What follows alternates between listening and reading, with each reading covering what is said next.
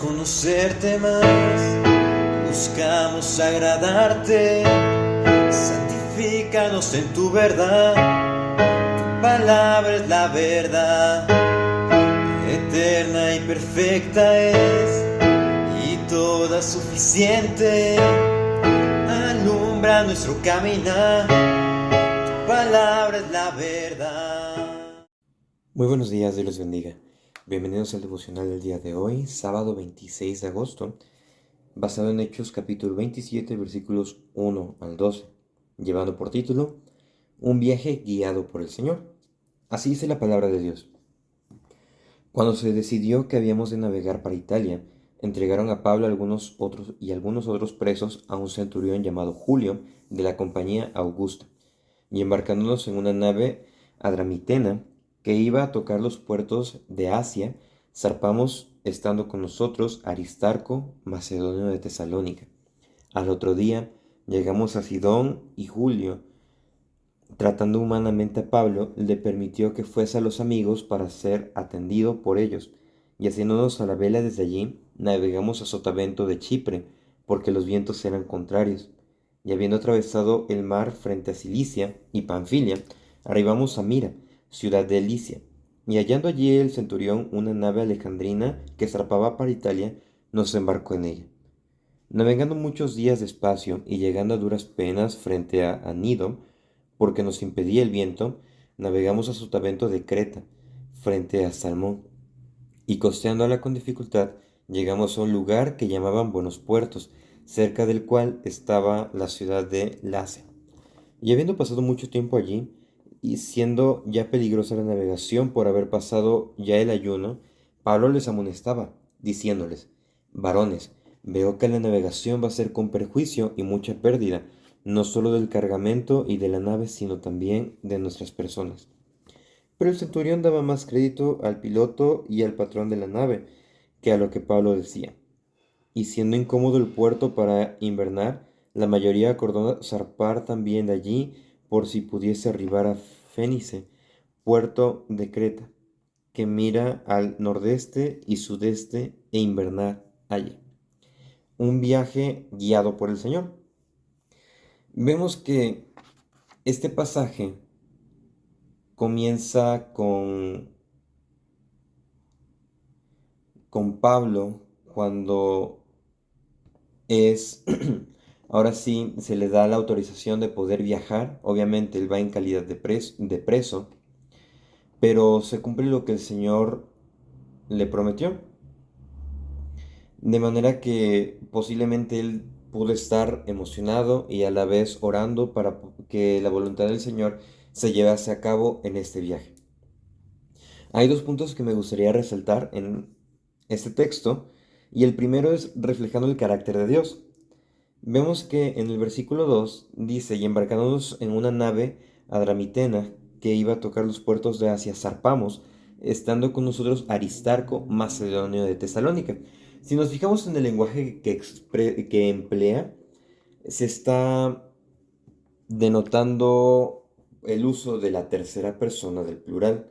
O sea que quien está escribiendo, recordemos que está escribiendo el doctor Lucas, y al momento que dice, y embarcándonos, zarpamos, estando con nosotros, quiere decir que Lucas estaba igual realizando ese viaje. Estaba realizando este viaje, pero no solamente lo estaba realizando él, sino que Aristarco. Recordemos que Aristarco apareció en Hechos, primeramente en Hechos, cuando fue apresado por los enfadados alborotadores de Éfeso, que fue en Hechos 19. Este hombre acompañó al apóstol en su viaje a Jerusalén con la ofrenda de las iglesias gentiles, en el capítulo 20, y más tarde sirvió a Pablo durante el encarcelamiento en Roma. Y esto se menciona también en Colosenses 4:10. Según la tradición, Aristarco, igual que Pablo, sufrió martirio bajo Nerón. El hecho de que él y Lucas estuvieran dispuestos a acompañar a Pablo en un viaje peligroso e incómodo muestra el amor que tenían por el apóstol e incluso por el ministerio que estaba realizando. E incluso, además, algunos han especulado que pudieron haberse identificado como esclavos de Pablo para poder acompañarlo. Tenemos estos dos personajes. Sorprendente cómo, pues, teniendo las comodidades, las facilidades, estando allá en Cesarea, pues pudieron haberse quedado. No obstante, ellos reflejaron un amor que se le llama filial. Es un amor que, que se da entre amigos, o sea, entre personas que nosotros vamos conociendo, vamos apreciando, pero aparte de esto se refleja un amor ágape, un amor sacrificial, porque ellos estaban sacrificando, ellos estaban poniendo por encima la comisión del ministerio que sus vidas.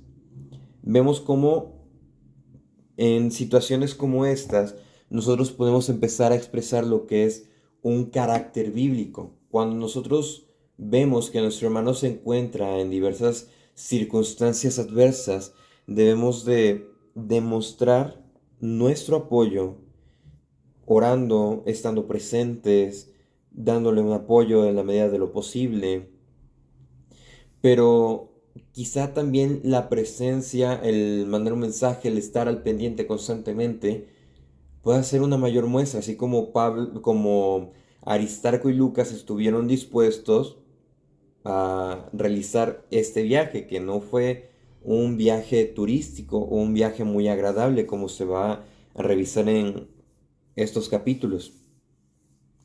Vemos también que Pablo fue entregado junto con otros presos y centurión, perdón, de la compañía Augusta se llamaba Julio. Y algo interesante es que en Sidón Julio trató humanamente a Pablo, porque sorpresivamente le permitió que fuese a los amigos para ser atendido por ellos. Vemos que el apóstol Pablo era un preso importante y permitirle estas libertades era algo peligroso. Era un ciudadano romano en camino a Roma para su apelación que fuese oída por el emperador César. Más importante incluso, el apóstol era odiado por líderes judíos de Jerusalén e incluso su presencia pudo haber provocado una revuelta entre la población judía de Sidón, lo que habría agravado las inestables relaciones entre judíos y romanos. Además, la vida de Pablo podría haber estado en peligro y Julio habría pagado con su propia vida si perdía tan importante prisionero. Vemos aquí todas las implicaciones.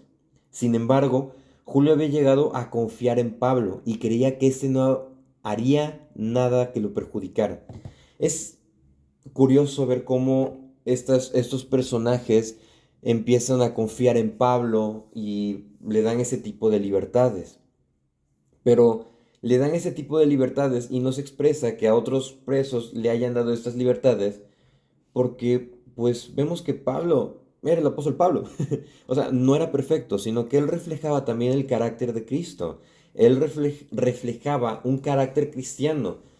Y obviamente suponiendo que iban varias personas en cautiverio, ellos podrían ponerse de modo altanero, groseros, con el fin de no ser llevado a su triste destino, que era Roma. Pero Pablo iba tranquilo, iba contento, y esto le permitió tener esta confianza de parte de Julio. Vemos que es llevado a, con los amigos de Pablo, es descrito así, pero probablemente esta iglesia en Sidón fue fundada por cristianos que huyeron de Jerusalén después del martirio de Esteban. Incluso Pablo pasó tiempo enseñando a los creyentes sidonios y disfrutando del compañerismo con ellos.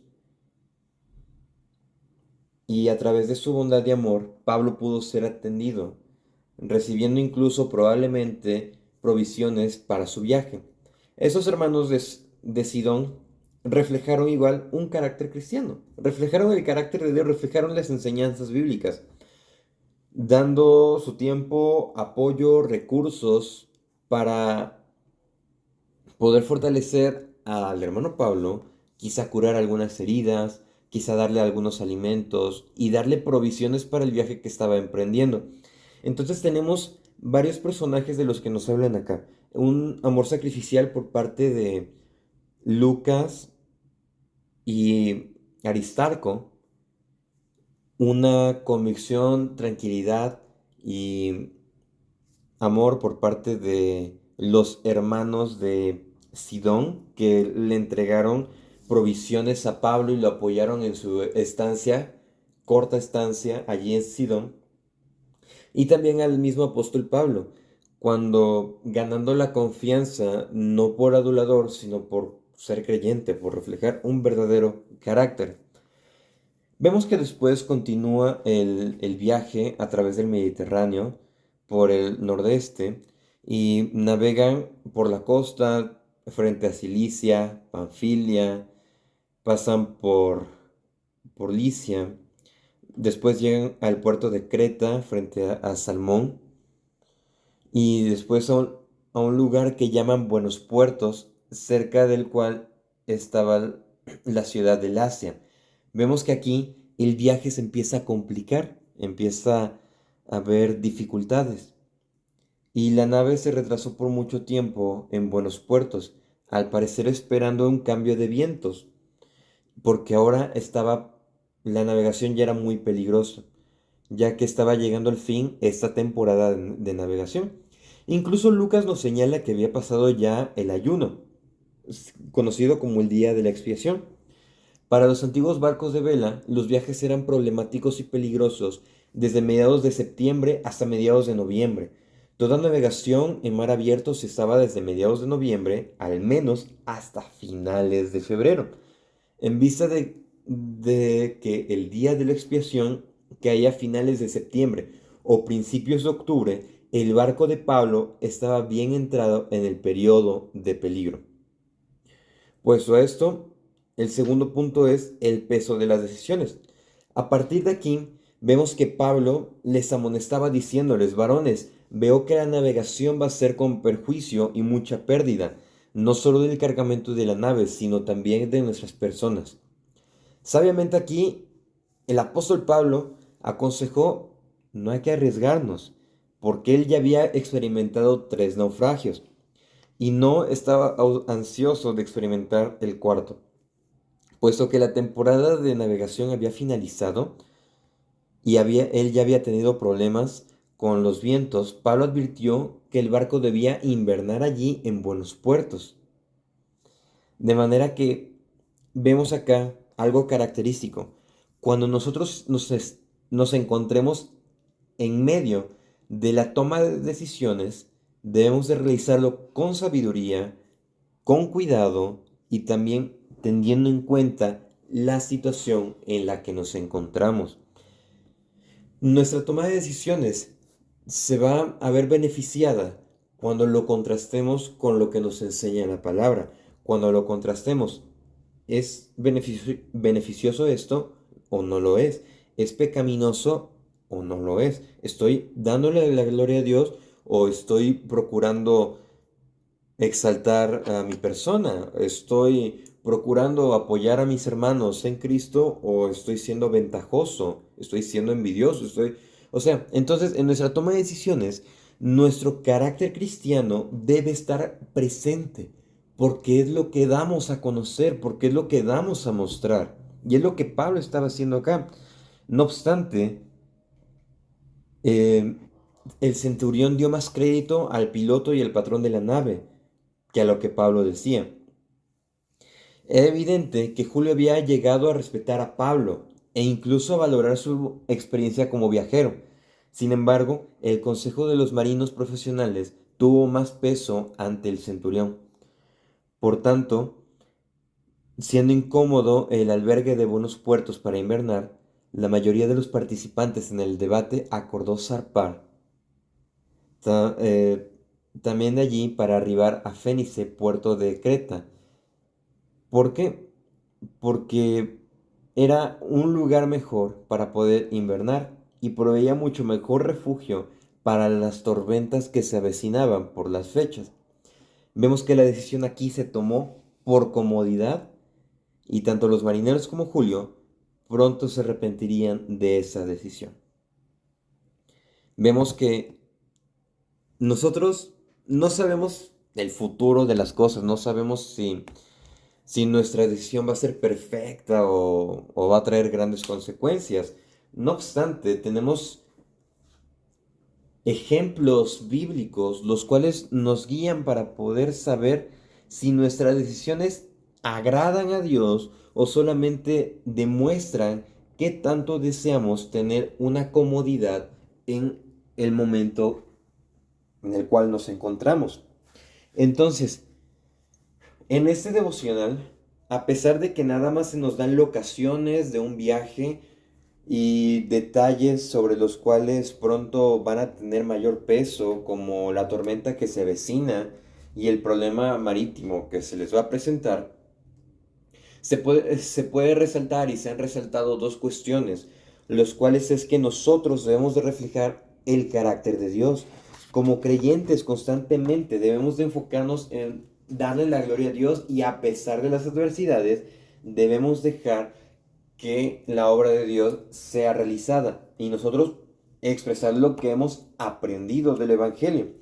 Y como segundo punto es el peso de las decisiones. Nosotros saber cómo tomar decisiones bíblicas, deseando que éstas busquen glorificar a Dios, deseando que éstas no sean pecaminosas, deseando que nuestra comodidad no esté por encima si vamos a transgredir los principios bíblicos y alejarnos de las enseñanzas. De manera que podamos poner en práctica esto, no solo hoy, sino todos los días. Y les invito a que constantemente, al final de nuestros días, nos preguntemos lo siguiente: ¿el día de hoy tomé buenas decisiones? ¿Las decisiones que tomé hoy glorificaron a Dios? ¿O qué debo de corregir para poder llevar a cabo mi vida cristiana? Es la invitación, la reflexión del día de hoy, que podamos aplicarlo y vivir cada día más para asemejarnos a Cristo. Dios les bendiga.